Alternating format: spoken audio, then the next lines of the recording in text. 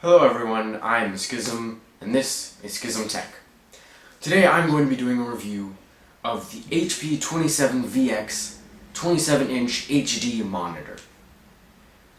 This monitor costs about $130 at Best Buy, that's where I got it, and it comes in a nice packaging, nice box, which is currently my attic, though, so I can't show you. But it is well packaged. It comes with a VGA cable, the power cable, as well as a manual for instructions. So the way it works is you pull out the monitor out of the box, just a plain monitor, and then the two parts of the stand. So there's the main flat piece that's on the table, and then the piece that connects that flat piece to the monitor. So you'll screw in the piece using the screws and tools they get provided in the box, and the monitor will literally slide on. So it is not an adjustable height, but it is an adjustable angle. Although it's a little hard because the pivot is a little stiff. So I find it difficult at times to pivot the monitor. So this monitor can go at up to 1080p, which is what I have it set to personally.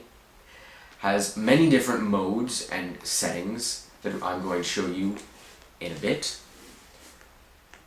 And all in all, I find it a great monitor. It's nice, big, great quality. It works exactly for what I need. In terms of ports, it has a DVI-D port, a VGA port, and comes with VGA cable, as well as HDMI. I currently have it hooked up to HDMI, because that is the easiest. So, let's get started with the monitor then.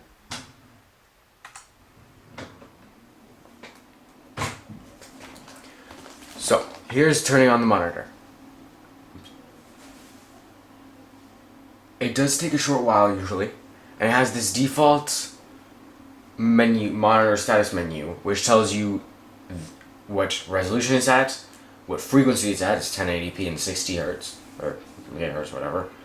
It also tells you which port it is getting the image from. In this case, HDMI.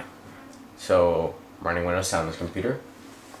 And you can see, well, you might not be able to see very well, that it can produce a nice quality image. So that's one of the reasons that I really like this monitor. It's a nice quality image. Also, if you like the border here, it's less than a finger space wide. I don't really like when monitors have these huge borders, because then it takes up a bunch of extra space that's just black and boring.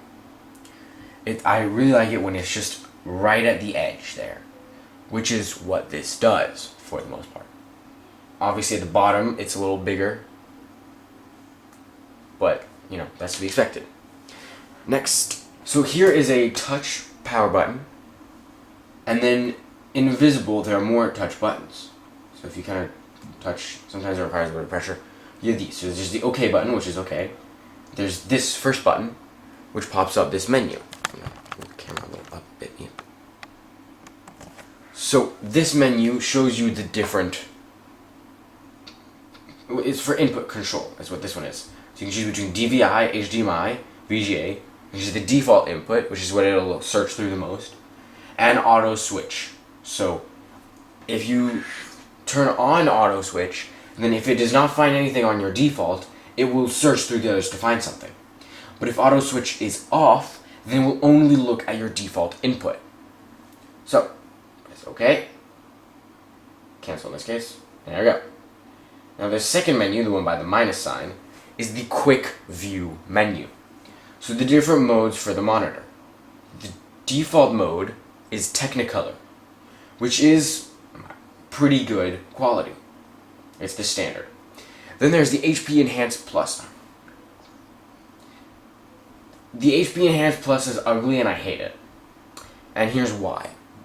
You might not be able to see very well. I'm going to add a screen recording in a bit. But it makes everything very outlined. It tries to make it more defined, but really it's just outlined. It really shows pixels, because sometimes your background image, for example, is very pixelated. It's extremely bad, especially for gaming, when you want a good quality image, and it just shows this weird thing. Now then there's my favorite, if we go minus again, gaming mode. This changes the contrast and brightness settings mostly to provide a good quality image for gaming. So when I'm doing my games, you can see I got Steam and Minecraft up there. I really prefer to use this, even when I'm not gaming. I really like this mode. It provides the best quality image for what I need it for.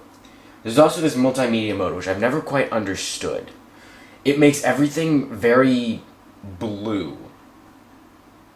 Like everything's shaded with blue. I guess this may be better for movies. I don't know. For YouTube, I found gaming mode is also of very good quality. And then my custom setting. So you can see the brightness just went down. So for the custom setting, I literally went to gaming and turned down the brightness. So this is when I'm doing gaming at night in the dark, because I don't need a blaring screen at me in the dark. So that's why I have this low brightness mode. So if I go back to gaming, press OK, save and return, and there we go. It's also this menu. Now this main menu is the main controls. So brightness, contrast, color, image control, OSD control, management, language, information, factory reset, input control. This is the main menu. So that's how you can create a custom setting. You choose which main one you want, and then you can go here and customize it. And when you press OK, it'll ask you if you want to just keep it for now or save it as your custom setting. So that's how you can set your custom setting. So then we go plus, exit, and there we go. Flights automatically turn off to not be in the way.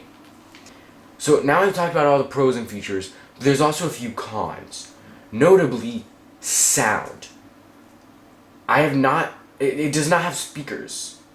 I've checked, the drivers say that there's sound going through HDMI and all, but there are no speakers on the monitor itself. So unfortunately, if you want sound, you're going to have to buy external speakers or a headset. I'm currently using this Rosetta Stone headset, but I'm going to get a new headset soon that I'm going to be doing a review of. So that's the only real downside that I've found, is that it doesn't have speakers. I also had at one point a weird glitch. So I used to use DVI because I had on my computer an NVIDIA GeForce 9600 graphics card, which only had DVI-D connectors. Had like 3 of them. So I used to use that. But when I switched to HDMI, I had to switch the frequency to be compatible. I switched to HDMI because I'm now using onboard graphics until I get a GTX 950 graphics card. So what that new change in frequency did is it created here this weird gigantic border between the image. Why? Because it set it at a lower resolution. If I had it set at 1080p with that frequency, the screen would have been overboard and I could not see like the taskbar and different things like that. So I had to turn it down, but it made this giant border, which I mentioned I did not like. So I restarted the computer, set it back to 1080p, and it's now working fine.